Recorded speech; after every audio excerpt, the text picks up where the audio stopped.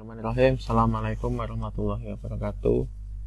Pada materi 11 ini kita akan membahas tentang auditor dan program audit. Untuk mengingat apa yang kita bahas di materi sebelumnya terkait jenis-jenis pendekatan audit ya, salah satunya adalah surveillance audit. Di situ artinya atau prinsipnya ya, sebagai contoh saja, bila sebuah organisasi telah tersertifikasi, maksudnya telah lolos audit dan mendapat pengakuan, maka perlu melakukan surveillance audit setiap 6 bulan sekali misalnya, untuk membuktikan bahwa audite masih melakukan tugas dengan benar di setiap bulannya. Yang ingin saya sampaikan adalah di sini ada prinsip kontinuitas.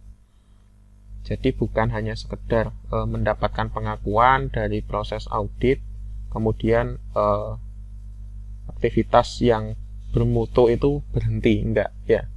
Jadi tetap karena itu kembali ke tuntutan manajemen ya, yang pastinya harapannya adalah kegiatannya itu konsisten dan baik. Nah, untuk memastikan itu perlu yang namanya surveillance audit. Kalau ternyata pada tenggat waktu 6 bulan itu ditemukan bahwa audite tidak melakukan aktivitas dengan baik, artinya di bawah standar kriteria yang telah diakui oleh auditor, maka auditor dalam hal ini adalah auditor eksternal berhak untuk mencabutnya. Tenggat waktu ini bisa 6 bulan, bisa 1 tahunan, atau bisa 5 tahunan ya. Itu tergantung dari charternya, charter atau anggaran dasar dari kegiatan audit tersebut. Ya, sambil mereview ya, kita sudah membahas apa itu auditor, apa itu auditi.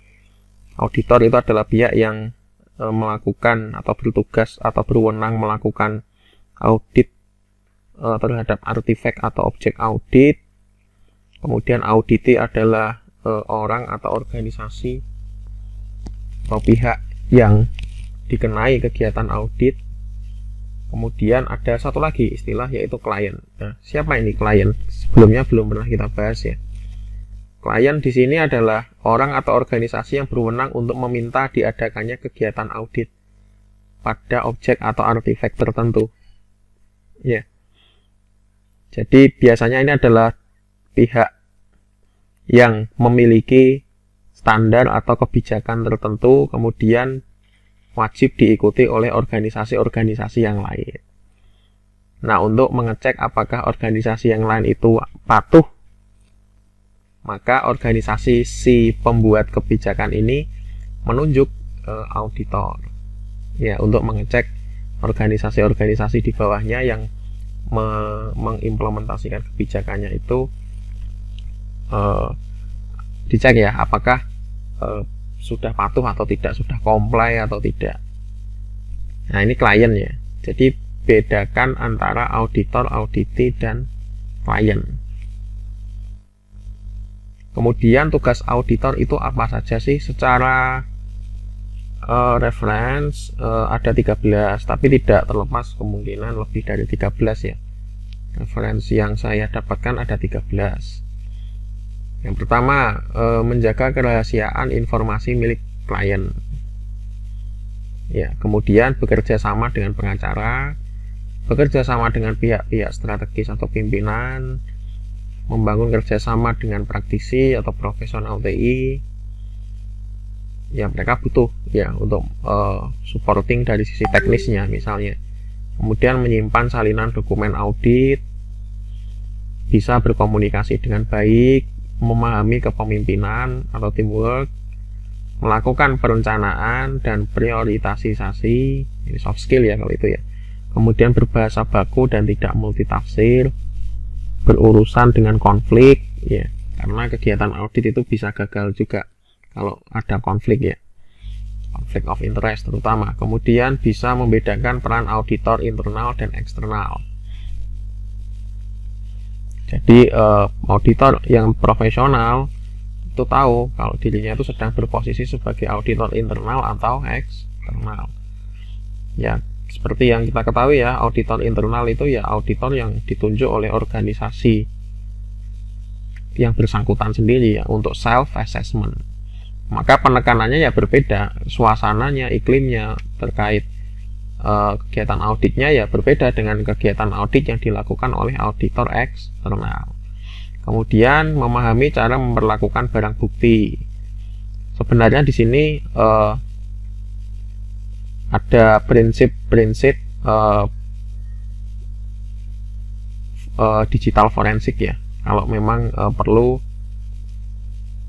atau berkaitan dengan hal yang sifatnya infrastruktur ya. Karena barang bukti itu ya untuk memberikan laporan kepada klien ya, pihak yang menyewa auditor itu untuk mengaudit organisasi-organisasi yang lain yang sedang mengimplementasikan kebijakannya. Kemudian memilih responden. Seperti yang kita bahas di materi sebelumnya, kegiatan audit ini identik dengan kegiatan yang bersifat ilmiah, ada kaidahnya. Bahkan pemilihan responden juga harus hati-hati atau representatif. Nanti coba kita lihat ya ketika membahas tentang best practice dari COVID. Di situ ada beberapa hal yang perlu kita patuhi. Salah satunya adalah memetakan responden. Sebenarnya itu adalah kaidah umum di dalam manajemen ya, ada regi matrix itu ya, ada ya responsible, akuntabel, consult, itu nanti kita petakan ke dalam suatu metrik. Kemudian kita pilih responden yang kira-kira bisa memberikan informasi atau data terkait yang kita inginkan di dalam kegiatan audit itu siapa, sehingga kita tidak salah orang. Nah itu keterampilan memilih responden. Nah untuk sebagai dasar untuk melakukan kegiatan audit, karena ini adalah kegiatan yang formal ya, di materi sebelumnya juga sudah kita sebutkan bahwa kegiatan audit itu adalah kegiatan yang sifatnya formal. Maka audit itu perlu dikemas ke dalam bentuk program kegiatan ya. Jadi dia bukan sebuah kegiatan yang mendadak gitu, tidak. Dia terencana, ada aturan mainnya, dan kalau di analogikan ke aktivitas umum itu ya sebuah program kerja. Maka dia harus direncanakan atau dimunculkan di dalam dokumen perencanaan strategis di dalam sebuah organisasi. Nah banyak yang belum bisa ya membedakan antara program dan project. Beda antara program dan proyek. Proyek itu adalah part of program. Jadi program kerja di dalamnya ada proyek-proyek kecil yang harus diselesaikan. Jadi beda. Perbedaannya program itu bisa berisi beberapa proyek, memiliki manajer namanya manajer program, berkelanjutan ya tidak terputus, dan memiliki tujuan, beberapa tujuan. Jadi tidak hanya satu saja tujuannya. Umum ya biasanya. Kemudian misalnya program percepatan karier pegawai misalnya. Nah itu kan di dalamnya nanti ada kegiatan-kegiatan kecil yang kita sebut dengan project. Nah project sendiri itu apa? Bagian dari program. Ada manajernya, manajer proyek. Jangka waktunya pendek ya, 1-2 bulanan harus segera selesai, dan memiliki tujuan yang spesifik. Biasanya ada timnya kalau proyeknya selesai ya bubar timnya, ad hoc gitu ya proyek. Kecuali biasanya manajer proyek, nah itu tergantung dari jenis struktur organisasinya. Ada yang sifatnya ad hoc ya, kalau proyeknya selesai ya manajernya ikut bubar saat tim-timnya. Tapi kalau manajer proyeknya itu adalah memiliki posisi di dalam struktur organisasi inti, maka yang bubar ya timnya. Nanti manajer proyeknya kalau ada proyek lagi, dia membentuk tim baru lagi sesuai dengan tujuan spesifik dari proyek tersebut. Nah, proyek-proyek itu diselesaikan dalam rangka untuk mencapai apa yang diinginkan oleh program ya, atau program kerja itu ya. Audit itu adalah sebuah program kerja. Maka nanti di dalamnya ada proyek-proyek kecil ya, kegiatan-kegiatan kecil. Dalam hal ini adalah biasanya dilakukan ketika artefak dari auditnya itu banyak sekali ya. Jadi dipecah-pecah menjadi beberapa proyek, dan di dalam proyek pun nanti ada paket pekerjaan yang sifatnya terintegrasi satu sama lain, sehingga apabila paket pekerjaan tersebut selesai, maka proyeknya selesai ya. Itu tentu kita akan memahami itu lebih lengkap kalau kita mempelajari manajemen proyek teknologi informasi ya. Ini sebagai gambaran saja, sebagai positioning saja, bahwa sebenarnya audit itu bukan sekedar proyek selesai terus bubar gitu, enggak ya. Artinya ada tim di belakang itu semua, dan sifatnya berkelanjutan. Kemudian sasaran dan ruang lingkup dari program audit itu apa? Kita definisikan dulu ya. Program audit itu adalah serangkaian kegiatan audit untuk memastikan organisasi selalu tunduk comply tadi ya, comply dengan standar pada regulasi atau kebutuhan pasar tertentu. Bisa tunduk, bisa patuh ya, redaksi kalimatnya. Kemudian program audit bersifat ongoing, terus menerus, berkelanjutan ya. Jadi bukan yang saya sampaikan tadi mendadak, itu bukan ya. Sekarang lagi rame audit, saya ikut audit ikut mengadakan audit juga, enggak ya. Jadi itu adalah keniscayaan tadi ya, karena dia berawal dari, kalau di dalam tata kelola itu berawal dari aspek performance measurement, maka itu mutlak dibutuhkan. Salah satu bentuk mekanisme performance measurement itu adalah dalam bungkusnya adalah kegiatan audit ya, program audit. Sasarannya bersumber dari regulasi standar industri. Kemudian semakin besar skala organisasinya, maka sasaran audit bisa semakin banyak artefak atau objek auditnya itu semakin banyak. Misalnya semacam ini ya. Saya contohkan, objektifnya adalah ISO 14001 tentang hemat energi ya, ini tentang go green. Kemudian departemen dalam suatu organisasi, misalnya departemennya siapa yang perlu di audit dengan objektif atau standarnya ISO 14001. Ada departemen fasilitas misalnya. Kapan jangka waktunya? Jangka waktunya adalah annually itu setahun sekali. Kemudian ada departemen human resource di sini ya. Saya lingkari dulu ya. Nah, human resource ini ternyata kalau dari contoh ini, kalau kasusnya terkait transaksi kartu kredit ya, human resource ini harus diaudit dengan standar atau objektif EEOC, Personal Security Clearance, kemudian ISO 27006, kemudian ada Personnel Certification. Ya, kemudian kapan itu dilakukan? Kalau yang EEOC setahun 4 kali, ya. Kemudian ya semuanya setahun 4 kali.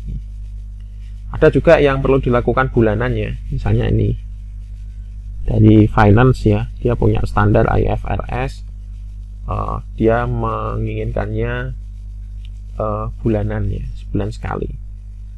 Nah, ini biasanya planning semacam ini tercetak di audit charter ya. Jadi jelas ya selayaknya ke aktivitas atau program kerja yang lain lah ya. Jadi betul-betul sudah direncanakan, bukan mendadak gitu ya. Kemudian skala untuk program audit itu semakin besar tentunya ya, semakin besar perusahaan atau organisasi, maka skala program auditnya bisa mengembang juga, bisa membesar juga. Karena logiknya adalah akan ada banyak unit di dalamnya, akan ada banyak artifact yang perlu dicek. Ya tentunya nanti auditor ya butuh tim yang banyak ya untuk mendapatkan evidence yang dibutuhkan. Nah, untuk kompleksitas suatu organisasi, kompleksitas dari audit ya, skala dari audit, indikatornya itu bisa ditentukan oleh beberapa hal. Misalnya terkait jumlah lokasi geografis, ya, kan ada ya organisasi yang letaknya itu secara geografis tidak pada satu lokasi ya, itu juga akan menjadi semakin kompleks. Kemudian keterlibatan pihak ketiga, apakah organisasi itu banyak melibatkan pihak eksternal di dalam aktivitas atau objek atau artefak yang akan kita audit. Kalau semakin banyak kan ya berarti auditor perlu ya menjembatani atau berkomunikasi dengan pihak ketiga tersebut, semakin kompleks. Kebutuhan sertifikasi ya itu juga menentukan ya skala atau kompleksitasnya. Kompleksitas regulasi juga, tipe ruang lingkup dan aktivitas yang perlu diaudit, sederhana atau rumit ya. Frekuensi audit bulanan, setahun 4 kali, setahun 2 kali, setahun sekali, 5 tahun sekali mungkin. Kemudian hasil audit sebelumnya, misalnya audit sebelumnya ternyata rekomendasinya banyak nih yang bisa jadi PR organisasinya, maka yang perlu dicek untuk audit saat ini ya menyesuaikan itu juga ya. Lalu ada sponsor, biaya, sumber daya, dan waktu untuk audit. Tentunya perlu menyesuaikan ya. Kalau biayanya sedikit ya kompleksitas atau skalanya ya seharusnya diturunkan ya. Atau sebaliknya, kalau skala atau kompleksitasnya tinggi ya berarti biayanya harus ditambah ya. Jangan sampai intinya ada imbalance ya di situ ya. Misalnya biayanya besar padahal yang diaudit kecil. Nah itu perlu dicek juga ya, semacam itu, nggak imbang, skala atau kompleksitasnya nggak reasonable. Sumber daya, misalnya timnya banyak yang diaudit cuma terkait SOP misalnya satu unit tertentu, nah itu juga terlalu membuang resource. Kemudian terkait tanggung jawab ya, program audit ini merupakan bagian dari unit manajemen resiko ya, unit manajemen risiko. Kita sudah bahas di struktur itu ya. Ada yang unit risk management ya. Biasanya kalau organisasinya sudah bagus itu ada unit tersendiri yang bertugas untuk menganalisis terkait risiko. Nah, di dalamnya itu ada program kerja terkait program audit ya. Jadi yang merencanakan mereka. Kemudian program audit ini menyatukan semua kebutuhan dan pengelolaan audit ke dalam satu rencana saja agar konsisten. Ya mereka yang mengelola ini ya, atau centrally managed. Kemudian pengelolaan program audit itu biasanya sistemnya itu disebut dengan audit management system. Di dalamnya ada portofolio atau catatan atau rekod ya. Misalnya data terkait standar yang digunakan, seperti yang tadi ya, yang saya tunjukkan tadi. Jadi ada semacam portfolionya. Daftar pekerjaan, ada proses auditnya, step by step-nya, ada template pencatatannya, ada skill metric untuk tim auditornya, ada penjadwalannya, ada anggarannya, ada rekaman kinerjanya, ada catatan terkait hasil audit sebelumnya. Jadi semua terekam di audit management system. Ini jangan dianggap sebuah aplikasi, enggak. Kalau aplikasi atau bukan itu kan itu kan permasalahan media saja ya. Intinya sistem di sini maksudnya adalah ada protokol yang harus diikuti untuk menyimpan rekaman atau data atau histori dari kegiatan audit ini. Sumber daya yang dibutuhkan tentu ya ada finance, kemudian ada auditor yang berkualifikasi, kemudian ada pekerja teknis atau spesialis. Mereka bukan auditor, tapi kadang diminta bantu oleh auditor untuk ngetes sesuatu. Misalnya karena kepakaran dari auditornya itu tidak terkait security, maka dia butuh teknisi atau spesialis di bidang security, computer security misalnya. Kemudian butuh peralatan audit juga, bisa software, bisa pelatihan, kemudian dukungan administratif, tadi ya AMS misalnya. Di AMS itu lengkap ya. Kemudian setelah sumber daya tercukupi, langkah selanjutnya adalah melakukan audit dengan prosedur yang benar. Jadi kalau dari sisi sumber daya sudah tercukupi, dari sisi AMS semuanya terencana, ada recordnya, dari charter juga sudah mendukung, dari program kerja maksudnya, maka ya tinggal dieksekusi saja sesuai dengan plan timingnya, apakah annually atau monthly atau quarterly, tergantung dari perencanaan dari kegiatan audit. Baik, bagaimana prosedur audit yang baku? Ya standarnya kaidah ilmiah pada umumnya ya. Pasti ada plan dulu, perencanaan audit yang tadi diekspresikan dalam bentuk program kerja ya di dalam AMS. Kemudian ada penjadwalan audit, kemudian ada pemeriksaan kompetensi tim, pemilihan anggota tim, ya, penentuan tugas dan fungsi dari setiap personil.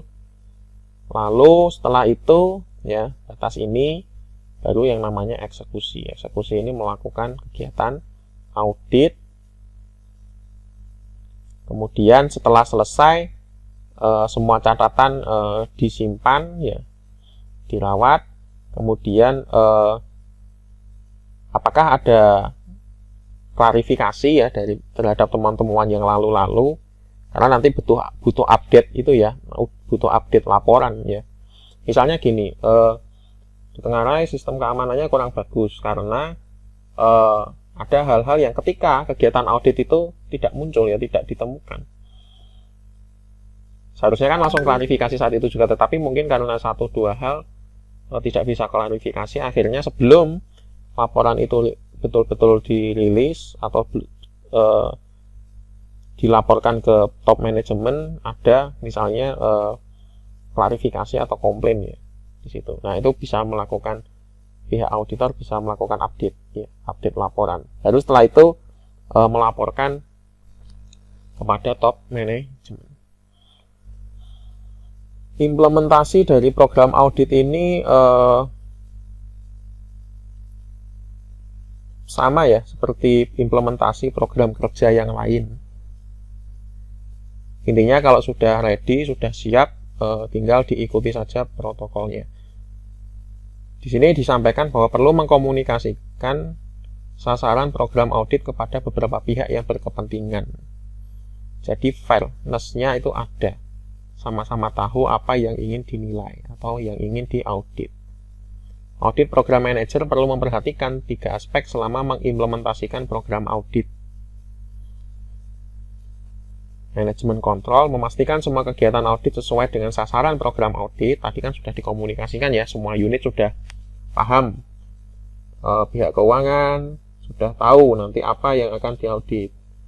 Pihak sumber daya manusia misalnya, atau pihak unit-unit yang lain terkait dengan tata kelola teknologi informasi. Kemudian Centralized Record Management System RMS ya, ini kelanjutan dari AMS tadi, supaya bisa dideteksi ya dinamika perubahan dokumen atau catatan di dalam kegiatan audit. ada life cycle-nya juga. Ini kalau Anda ingin mempelajari lebih dalam ada di ISO 15489. Kemudian ada record management system terkait pendistribusiannya. Pendistribusian dari catatan itu ya, pelaporan. Itu memastikan apakah data atau informasi audit dapat didistribusikan ke pihak-pihak yang berkepentingan dengan aman. Karena itu kadang sifatnya rahasia ya. Hasil audit atau umpan balik itu sifatnya rahasia, karena semua informasi terkait kondisi existing dan ke depan dari organisasi itu ada di situ, maka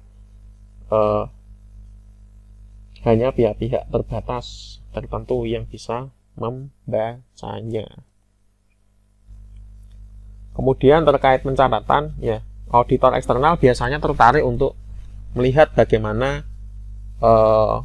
AMS-nya, ya, AMS Audit Management System yang dimiliki oleh organisasi yang akan diaudit, karena mereka bisa melihat histori ya, atau rekam jejak ke belakang. Satu, itu untuk memudahkan mereka ya, untuk memudahkan mereka sebenarnya pengalaman audit sebelumnya itu seperti apa sih, sehingga nanti mereka bisa memposisikan diri ya. Yang kedua adalah sebagai penilaian awal, ternyata memang pengelolaan audit di organisasi ini sudah baik, buktinya ini AMS-nya ada ya. Atau mungkin kalau tidak ada ya berarti ya itu sebagai penilaian subjektif sendiri sih ya, untuk memposisikan aja, oh ternyata ini kegiatan auditnya tidak terarah misalnya. Ya, itu biasanya seperti itu auditor eksternal. Kemudian ada 3 jenis catatan yang perlu dikelola dengan baik. AMS tadi ya, itu kuncinya di situ sebetulnya, di audit management systemnya. Ada jadwal program audit, isinya tanggal dan durasi, kegiatan setiap audit, dan tim audit. Jadi semacam ya selayaknya proker ya, program kerja lainnya. Di situ kan pasti ada pembagian timnya, ya, ada catatan siapa sih tim yang terlibat, kompetensinya apa, kinerjanya seperti apa.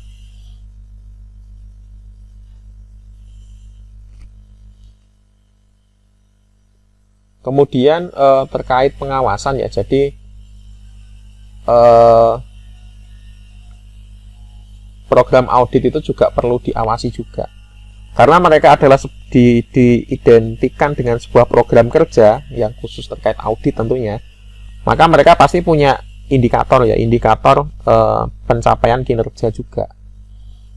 Ya, kita sebut biasanya di manajemen itu key goal indikator dan key performance indikator. Key goal indikator itu biasanya bersifat agak global, belum bisa dikuantifikasi ya, tapi mereka secara kualitatif sudah ada kriteria-kriteria. Kemudian dari key goal indikator itu dikuantifikasi, dimetrikkan menjadi ukuran-ukuran yang lebih operasional, bisa diukur, bisa diamati ya, bisa dinilai menjadi sebuah KPI. Nah, performa dari audit itu sendiri juga melekat di timnya, juga melekat di sasaran kinerjanya. Apakah memang betul ini dilakukan tiap 6 bulan ya, apakah betul ini timnya ini kerja betulan atau tidak. Nah, itu ada sasaran-sasaran kinerjanya. Itu kalau di konsep manajemen ada istilah key goal indicators dan key performance indicators. Itu perlu diawasi juga. Siapa yang mengawasi ya? Tentunya di atas struktur dari manajemen unit manajemen risiko ya. Kemudian perencanaan ruang lingkupnya, scope auditnya itu ini juga bagian dari AMS ya. Selain kita menentukan waktu, menentukan standar atau kriteria yang digunakan, siapa yang pihak atau unit mana yang akan diaudit, kita juga perlu menentukan kedalaman atau kedetailan dari apa yang akan diaudit. Ya, jadi timnya juga perlu dipertimbangkan juga. Di sini ada lead auditor, ini auditor senior ya. Kemudian ada technical expert tadi ya. Auditor itu kan terkadang kan kepakarannya tidak mendalam di bidang-bidang tertentu, maka dia butuh bantuan technical atau spesialis ya, tentang security atau tentang pemrograman atau tentang networking ya, untuk dimintai pertimbangan yang sifatnya teknis. Kemudian ada juga di dalam tim itu biasanya ada auditor in training ya, auditor magang ya. Baik, lalu proses audit ya, ini proses ketika sudah implementasi ya atau eksekusi ya. Implementasi, bukan proses perencanaan program audit yang kita bahas di awal tadi ya. Di sini ada persetujuan kegiatan audit, perencanaan kegiatan audit, penilaian risiko, penentuan kepastian pelaksanaan audit, pengumpulan evidence, pengujian audit, kemudian analisis hasil audit, pelaporan hasil audit, dan pelaksanaan tidak lanjut hasil audit. Ini semua dikelola oleh unit pengelola manajemen risiko ya. Oke, baik, seperti itu ya yang bisa saya sampaikan untuk materi ke-11 ini. Ini referensi yang saya gunakan. Mohon maaf apabila ada kekurangan. Wassalamualaikum warahmatullahi wabarakatuh.